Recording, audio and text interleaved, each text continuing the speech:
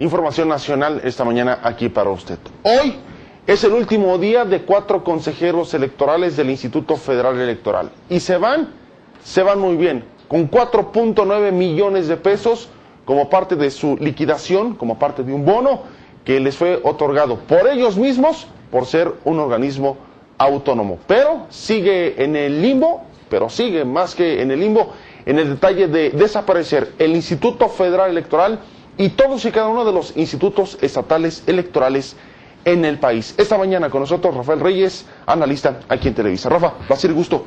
Se van 4 consejeros con 4.9 millones de pesos.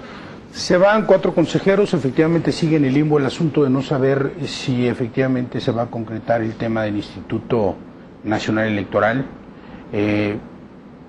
Al margen del recurso que se les tiene que pagar a los consejeros, me parece que hay un debate de fondo, hay un debate que tiene que ver con una reforma electoral.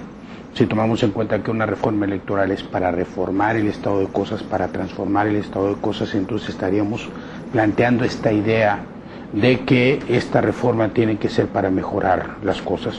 Por lo pronto partiendo de tu primer comentario, me parece que es muy lastimoso para la sociedad en general.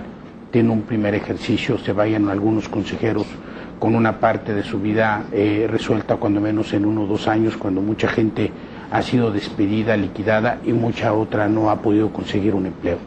Pero más allá del tema, me parece que el planteamiento de fondo, el planteamiento que está en la mesa de discusión tiene que ver en cómo hacerle frente a una eventual reforma electoral y que esta reforma tenga que ver con la desaparición de los institutos estatales electorales.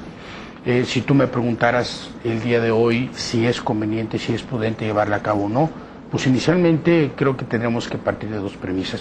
Una, lo que dicen los especialistas, que sería tanto como retroceder en términos de lo que representaría al federalismo, un atentado al federalismo, sí. Pero por otro lado tiene que ver con un asunto de equilibrios y eso me parece que es muy importante.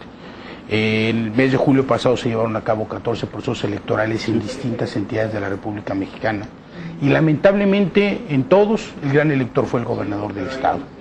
En 1997 se emprendió, digamos, esta gran reforma, ¿no?, emprendida por la propia sociedad, sí, al generarle en los congresos, en varios congresos locales, entre ellos en el Congreso Morelos y en el Congreso Federal, un equilibrio para el Ejecutivo, Ejecutivo Federal. Estaba en ese entonces José Wolneberg, hoy el secretario de Educación Emilio Choifer, ¿no?, que participaron en esos órganos electorales del Instituto Federal. La pregunta es, ¿vale la pena o no, como dicen los especialistas, investigadores académicos, retroceder? Porque también lo que se ha convertido es un botín político para los gobiernos, como dices, los institutos estatales electorales. ¿Y quién está ahí? Los amigos de diferente cada partido político. Pon uno el PAN, pon uno el PRD, pon uno cualquier partido, y ahí vamos. Ese es el grave problema que existe, que el gran elector se convierte en el Ejecutivo. No hay equilibrio de poderes, tenemos que decirlo con toda verdad. Los equilibrios que tenía que ser el Poder Judicial y el Poder Legislativo no han sido equilibrios como tal.